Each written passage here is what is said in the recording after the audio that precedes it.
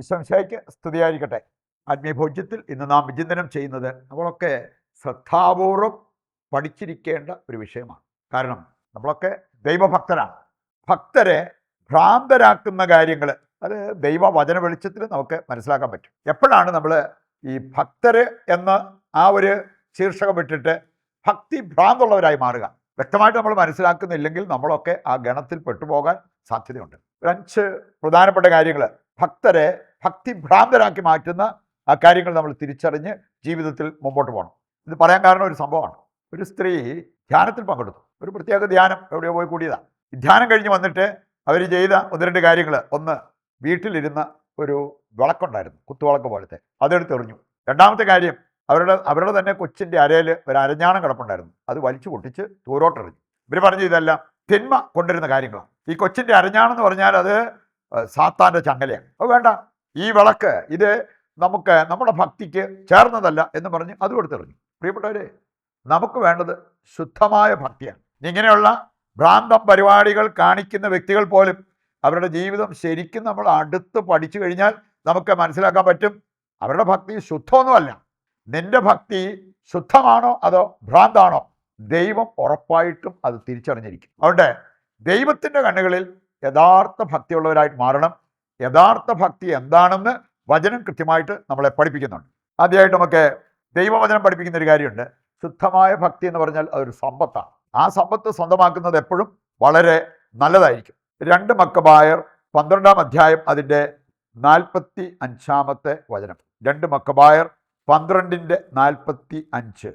ദൈവഭക്തി ഒരു സമ്പത്താണെന്ന് വചനം കൃത്യമായിട്ട് നമ്മളെ പഠിപ്പിക്കുന്നുണ്ട്. വീണ്ടും നിങ്ങൾ യെശയ്യാ 33:6-ാമത്തെ വചനം എടുത്താലോ, അവിടെ പറഞ്ഞിട്ടുണ്ട് ദൈവം നൽകുന്ന സമ്പത്താണ് ദൈവഭക്തി. ഈ ഭക്തി ശുദ്ധമാണെങ്കിൽ അത് വലിയൊരു സമ്പത്തായിട്ട് അതിനെ നമുക്ക് കാണാൻ പറ്റും. സങ്കീർത്തനം 97:10-ാമത്തെ വചനം, കർത്താവ് തൻ്റെ ഭക്തരുടെ ജീവൻ പരിപാലിക്കും. ഭക്തരുടെ ജീവിതം, യഥാർത്ഥ ഭക്തരുടെ ജീവിതം കർത്താവ് പരിപാലിക്കും എന്നുള്ളത് വചനം കൃത്യമായിട്ട് നമ്മെ പഠിപ്പിക്കുന്നുണ്ട്. ഇതെല്ലാം ശരിയായ ഭക്തി ഉണ്ടെങ്കിൽ അതുമൂലം നമ്മുടെ ജീവിതത്തിൽ ഉണ്ടാകാവുന്ന നേട്ടം, സമ്പത്ത്, ഇതാണ് നമ്മൾ തിരിച്ചറിയേണ്ടത്. ലൂക്കാ 1:50 വായിച്ചാൽ, ഭക്തരുടെ മേൽ അവിടുന്ന് തലമുറകളോളം അനുഗ്രഹം വർഷിക്കും. നമുക്ക് മാത്രമല്ല, നമ്മൾ ശരിക്കും ഭക്തരാണെങ്കിൽ നമ്മുടെ തലമുറകൾ അനുഗ്രഹിക്കപ്പെടും. സങ്കീർത്തനം 103:17-ാമത്തെ വചനം എടുത്താലോ, തൻ്റെ ഭക്തരുടെ മേൽ എന്നേക്കും കാരുണ്യമുണ്ടാകും. ദൈവത്തിൻ്റെ കരുണ, ദൈവത്തിൻ്റെ അനുഗ്രഹം തൻ്റെ ഭക്തരുടെ മേൽ ഉണ്ടാകും എന്ന് വചനം പഠിപ്പിക്കുകയാണ്. സുഭാഷിതങ്ങൾ 17:27 കൂടി എടുക്കുകയാണെങ്കിൽ ഭക്തി, ദൈവഭക്തി എന്ന് പറയുന്നത് ജീവൻ്റെ ഉറവയാണ്. അപ്പോൾ ആ ഒരു ഉറവ നമുക്കുള്ളത് എപ്പോഴും നല്ലൊരു കാര്യമാണ്. രണ്ടാമതായിട്ട്, എന്താണ് യഥാർത്ഥ ഭക്തി? പറഞ്ഞല്ലോ, ശുദ്ധമായ ഭക്തി, യഥാർത്ഥ ഭക്തി അത് സമ്പത്താണ്, അത് ദൈവത്തിന് പ്രീതികരമാണ്. പക്ഷേ കപടഭക്തി കർത്താവിന് സഹിക്കാൻ പറ്റില്ല. എന്താണ് യഥാർത്ഥ ഭക്തി? 2 ദിനവൃത്താന്തം 26:5 അവിടെ പറഞ്ഞിട്ടുണ്ട്, ദൈവത്തെ എപ്പോഴും ശ്രദ്ധാപൂർവം അന്വേഷിക്കുന്നതാണ് യഥാർത്ഥ ഭക്തി. യഥാർത്ഥ ഭക്തർ എപ്പോഴും ദൈവത്തെ ശ്രദ്ധാപൂർവം അന്വേഷിക്കും. സക്കറിയ അങ്ങനെ ഒരു കാര്യം ചെയ്തു എന്നുള്ളത് അവിടെ എടുത്തു പറഞ്ഞിരിക്കുന്നത് കാണാൻ പറ്റും. അതുകൊണ്ട് ദൈവം അവന് ഐശ്വര്യം നൽകി. യഥാർത്ഥ ഭക്തിയുള്ളവർക്ക് ഐശ്വര്യം ഉണ്ടാവും. അവരെപ്പോഴും ശ്രദ്ധാപൂർവം ദൈവത്തെ അന്വേഷിക്കും, ദൈവഹിതം അന്വേഷിക്കും, അത് നിറവേറ്റും. അങ്ങനെയുള്ളവർക്ക് ദൈവം ഐശ്വര്യം നൽകും. സങ്കീർത്തനം 19:1-ാമത്തെ വചനം, ദൈവഭക്തി നിർമ്മലമാണ്. നമ്മൾ ഈ വലിയ ഭക്താഭ്യാസങ്ങൾ, ഭക്തി പ്രകടനങ്ങളൊക്കെ നടത്തിയിട്ട് ജീവിതം നിർമ്മലമല്ലെങ്കിലോ, ജീവിതം വിശുദ്ധമല്ലെങ്കിലോ അത് കപടഭക്തിയായിട്ട് ദൈവം കാണും. ഇനി ഭക്തി എപ്പോഴും നീതിപൂർവകമാണ്. ചിലർ കുറേ ഭക്താഭ്യാസങ്ങളൊക്കെ നടത്തും, എന്നിട്ട് ആ കൂടെ അനീതി പ്രവർത്തിക്കുകയും ചെയ്യും. അതൊരിക്കലും ദൈവത്തിന് സ്വീകരിക്കാനാവില്ല. സങ്കീർത്തനം 111:10-ാമത്തെ വചനം അവിടെ പറഞ്ഞിരിക്കുന്നത്, ദൈവഭക്തി ജ്ഞാനത്തിൻ്റെ ആരംഭമാണ്. ദൈവിക ജ്ഞാനത്തിൻ്റെ അഭിഷേകമാണോ? യഥാർത്ഥ ഭക്തരായിട്ട് നമ്മൾ മാറണം. സുഭാഷിതങ്ങൾ 1:7, ദൈവഭക്തി അറിവിൻ്റെ ഉറവിടമാണ്. ദൈവത്തെ അറിയാനും അറിവുള്ളവരായി മാറാനും നമ്മൾ ഭക്തരായിട്ട് മാറണം, യഥാർത്ഥ ഭക്തരായിട്ട് മാറണം. സുഭാഷിതങ്ങൾ 8:13, ശരിക്കും ദൈവഭക്തി എന്ന് പറഞ്ഞാൽ എന്താണ്? തിന്മയെ വെറുക്കുന്നതാണ്. ഭക്താഭ്യാസങ്ങളൊക്കെ കാണിച്ച് ഭക്തി പ്രകടനങ്ങളൊക്കെ നടത്തി തിന്മ ജീവിക്കാനും നമുക്ക് പറ്റും, തിന്മ പ്രവർത്തിക്കാൻ പറ്റും. അവരെ യഥാർത്ഥ ഭക്തരായിട്ട് ദൈവം അംഗീകരിക്കത്തില്ലെന്ന് 3-4 കാര്യങ്ങൾ അവിടെ പ്രത്യേകം എടുത്തു പറഞ്ഞിട്ടുണ്ട്. 1 അഹംഭാവം, 2 ഗർവ്, 3 ദുർമാർഗം, 4 ദുർവചനം. ഇതൊന്നും വെടിയാതെ കണ്ട് ഭക്തി പ്രകടനം നമുക്ക് വേണമെങ്കിൽ നടത്താൻ പറ്റും. മൂന്നാമതായി നമ്മൾ ചിന്തിക്കുന്നത് ദൈവഭക്തി ഇല്ലെങ്കിൽ എന്ത് സംഭവിക്കാം. ദൈവഭക്തി ഇല്ലാത്തവർക്ക് അവരുടെ ജീവിതത്തിൽ ഉണ്ടാകാവുന്ന നഷ്ടം. ജോബ് 8:13. ദൈവഭക്തി ഇല്ലാത്തവരുടെ പ്രത്യാശ നശിച്ചു പോകും. നമ്മളിങ്ങനെ ഭക്തിയും കാര്യങ്ങളൊന്നും ഇല്ലാതെ കണ്ട് നമ്മുടെ ജീവിതത്തിൽ ലോകത്തിൻ്റെതായ രീതിയിൽ പോകുമ്പോൾ ചെറിയ ചെറിയ അനർത്ഥങ്ങളോ ബുദ്ധിമുട്ടുകളോ വന്നാൽ മതി, നമ്മുടെ പ്രത്യാശ നശിച്ചു പോകും. ജ്ഞാനം 10:20 വചനം എടുത്താലോ, ദൈവഭക്തി ഇല്ലാത്തവർ കൊള്ളയടിക്കപ്പെടും.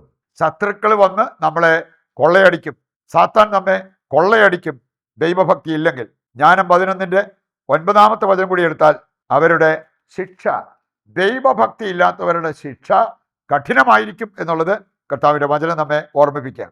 ഇനി നാലാമതായിട്ട് നമ്മൾ ചിന്തിക്കുന്നത്, നിന്റെ ഭക്തി കപടമാണെങ്കിൽ എന്ത് സംഭവിക്കാം. കപടഭക്തർക്ക് സംഭവിക്കാവുന്നത് എന്താണ് വചനം നമ്മെ പഠിപ്പിക്കുന്നുണ്ട്. 2 രാജാക്കന്മാർ 10:16 വചനം എടുത്താൽ അവിടെ പറഞ്ഞിരിക്കുന്ന ഒരു കാര്യമുണ്ട്. വേണമെങ്കിൽ നമുക്ക് നമ്മുടെ ഭക്തി തീവ്രമാക്കാം. തീവ്രമായ ഭക്തിയുള്ളവർ, അത് നല്ലതാണ്. റോമാ 12:11 പറഞ്ഞിട്ടുണ്ട്, തീക്ഷ്ണതയിൽ മാന്യം വരാതെ ആത്മാവിൽ ജ്വലിക്കുന്നവരായി മാറാൻ പറ്റും. അപ്പം അങ്ങനെ തീവ്രമായ ഭക്തിയോടെ ജീവിക്കുന്നവരായി മാറാൻ പറ്റും. 2 തീമോത്തി 3:5 വായിച്ചാലോ, അത് കപടഭക്തിയെക്കുറിച്ചാണ്. മറ്റേത് തീവ്രമായ ഭക്തി, അത് നല്ലതാണ്. കപടഭക്തി എന്താണ്? ഭക്തിയുടെ ബാഹ്യരൂപം നിലനിർത്തുന്നു, പക്ഷെ അതിൻ്റെ ചൈതന്യം കളഞ്ഞു പൊളിച്ച വ്യക്തികൾ. ദൈവം ഇഷ്ടപ്പെടുന്നത് ചൈതന്യം ഉൾക്കൊള്ളണം. ചൈതന്യം കളഞ്ഞിട്ട് ബാഹ്യമായിട്ട് കുറെ പ്രകടനം നമ്മൾ നടത്തി ഭക്തരാണെന്ന് നമ്മൾ സ്ഥാപിക്കാൻ നോക്കിയിട്ട് ദൈവത്തിന് മുമ്പിൽ അത് വിലപ്പോകില്ല. 6 ഭക്തിയുടെ ഒരു ഷോയൊക്കെ വേണം നമുക്ക് കാണിക്കാം, അതിലല്ല കർത്താവ് സംപ്രീതനാവുക.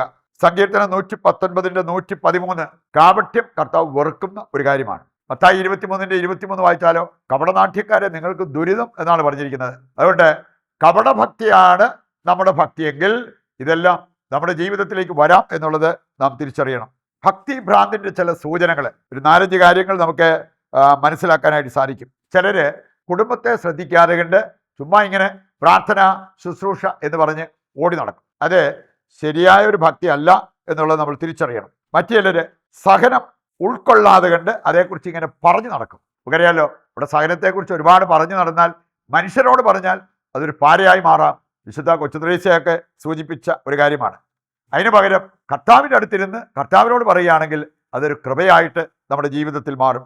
വേറെ ചിലര് ഈ പ്രാർത്ഥിക്കുന്നവരാണെന്നുള്ള അഹങ്കാരമുള്ളവര്, അവര് ഭക്തരാണെന്നുള്ള അഹങ്കാരം. ജെറമ്യ 9:23 അത് ജ്ഞാനത്തിൻ്റെ ഒരു സൂചനയല്ല. ജ്ഞാനികൾ ഒരിക്കലും അവരുടെ ജ്ഞാനത്തെക്കുറിച്ച് പറഞ്ഞു നടക്കത്തില്ല, അഹങ്കരിക്കത്തില്ല എന്നുള്ളത് ഈ വചനം നമ്മെ ഓർമ്മിപ്പിക്കുന്നുണ്ട്. മറ്റൊന്ന്, സ്വയം വലുതായിട്ട് കാണിക്കാൻ മറ്റുള്ളവരെ താഴ്ത്തിക്കെട്ടി സംസാരിക്കുന്നത്, അത് കപടഭക്തിയാണ്. കപടഭക്തി നമുക്കറിയാമല്ലോ.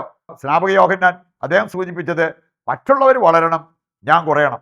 ഇന്ന് മറ്റുള്ളവരെ അടിച്ചിരുത്തിക്കൊണ്ട് പോലും ഞാൻ വലിയവനാണ് എന്ന് കാണിക്കാൻ വേണ്ടിയുള്ള പ്രവണത, അത് കാപട്യമാണ്. അവസാനത്തേത്, സുപ്രധാനമായ കാര്യങ്ങൾ വിസ്മരിച്ചുകൊണ്ട് അപ്രധാനമായ കാര്യങ്ങൾക്ക് അമിത പ്രാധാന്യം കൽപ്പിക്കുന്നത് കപട ഭക്തരാണ്. ഇന്ന് നമുക്ക് കാണാൻ സാധിക്കും, നോമ്പ് കാലത്ത് ചില കാര്യങ്ങളൊക്കെ അവർ പ്രധാനപ്പെട്ട കാര്യങ്ങളായിട്ട് അവർ കാണും. പക്ഷെ അതല്ല ദൈവം പ്രധാനപ്പെട്ട കാര്യങ്ങളായിട്ട് കാണുക.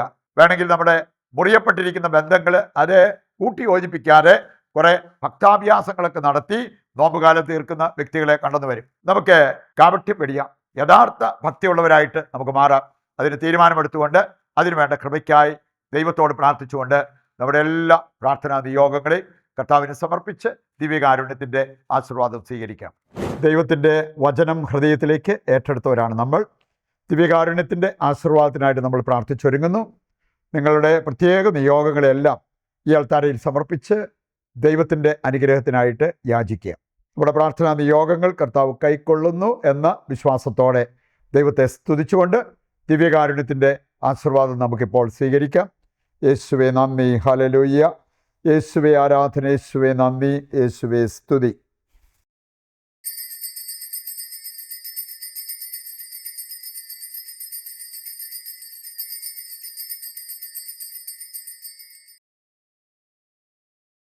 ഈശോമിശിഹായ്ക്ക് സ്തുതിയായിരിക്കട്ടെ. മറ്റൊരു എപ്പിസോഡുമായി നാളെ വീണ്ടും നമുക്ക് ഒന്നിക്കാം. ദൈവം നിങ്ങളെ സമൃദ്ധമായി അനുഗ്രഹിക്കട്ടെ.